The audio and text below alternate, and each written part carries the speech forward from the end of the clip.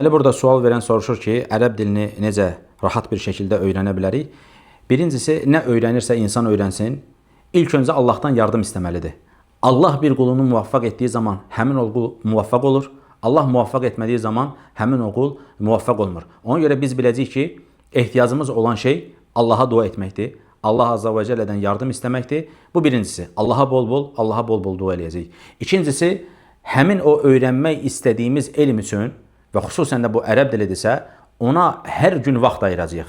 Yəni, əgər bir insan bir elmə hər gün vaxt ayırmırsa, hər gün onunla məşğul olmursa, 2 gün, 3 gün ara verib, təzədən qaldığı yerdə davam edə bilmir. Və xüsusən də bu ərəb dilidirsə, insana nə lazımdır? Yenidən təkrar etmək lazımdır. Və insan hər dəfə təkrar etdikcə də günün birində gəlir ki, 1 il keçib, 2 il keçib, mən hələ olduğum yerdə qalmışam. Ona görə ərəb dilində davamiyyət önəmlidir.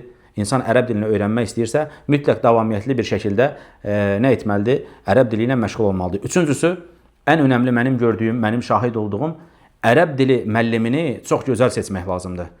Ərəb dili müəllimi var ki, insanı bədbəxt edir. Həqiqi mənada bədbəxt edir. Və bunlar da bir sinif deyil, bədbəxt edənlər. Bir neçə sinifdir. Birinci sinif çox yaxşı bilir ərəb dilini. Tələbənin qarşısında oturur, öz təkrarlamaq istədiyi şeyi təkrarlayır. 1 kitab, 2 kitab, 3 kitab, fərqli kitablar və günün sonunda o tələbə heç nə başa düşmür. Günün sonunda o tələbə qabağına qoyub bir kitab oxuya bilmir. O tələbəni, yəni bu adamın əslində elmi var. Sadəcə o elmi qarşıdakına verə bilmədiyindən dolayı qarşıdakını bədbəxt edən insanlar var. İkincisi, məsələnin cahili olan insanlar var. Yəni, həmin o elmi verməyə qadir deyil. Sadəcə oxuyub və düşünür ki, mən öyrəndikcə öyrədəcəm. Öyrəndikcə öyrətməyə qalxan insan da həmin o insanları bədbəxt edirlər. Əllərində bir təcrübə yox. Hardan başlayacaqlarını, harda bitirəcəklərini, qısa yolları bilmədiklərindən dolayı həmin o tələbəni 3 ilini, 4 ilini alırlar və günün sonunda o tələbə başqa bir müəllim yanına gedəndə incimədir, sənin bildiyin bir şey yoxdur, sıfırdan başlamağımız lazımdır. Ona görə müəllim çox önəmlidir.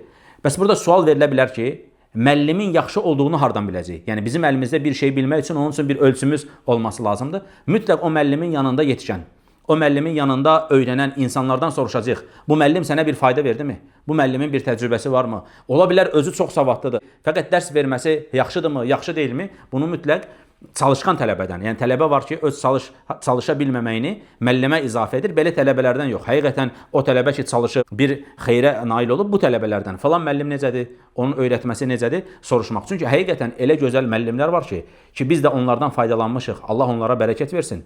Elə zamanlarda, elə yerlərdə elə faydalar veriblər ki, sən bəlkə 3 il, 4 il o birisinin yanında qalsaydın, o faydanı əldə eləyə bilməyəcəkdin.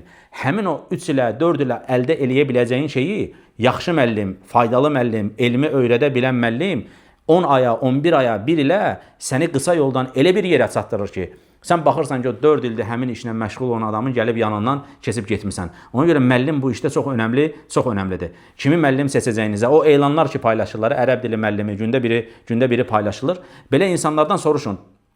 Bu müəllim kimdir? Ərəb dilini hardan bilir?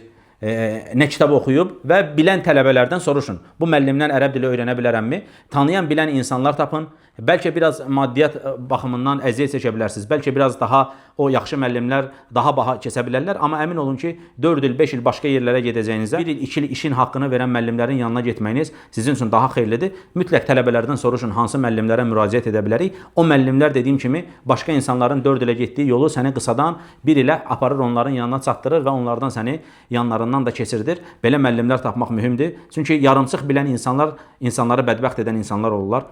Bir işi yarım yamalaq, oradan, buradan, qulaqdan dolma. Mən buna şahid olmuşdum. Deməli, adamın birisi mədrəsədə dərs keçməyə başlayıb. Dedim ki, sən özün dərs alırsan. Necə dərs keçirsən? Deyir, mən dərs alıram.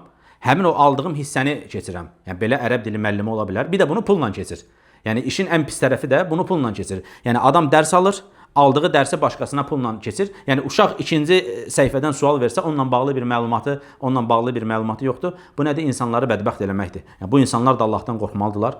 Bir insana əgər bir yerə çatdıra bilməyəcəksənsə, yəni oradan mənfəət əldə edirsənsə, elə etməlisən ki, bu halal olsun.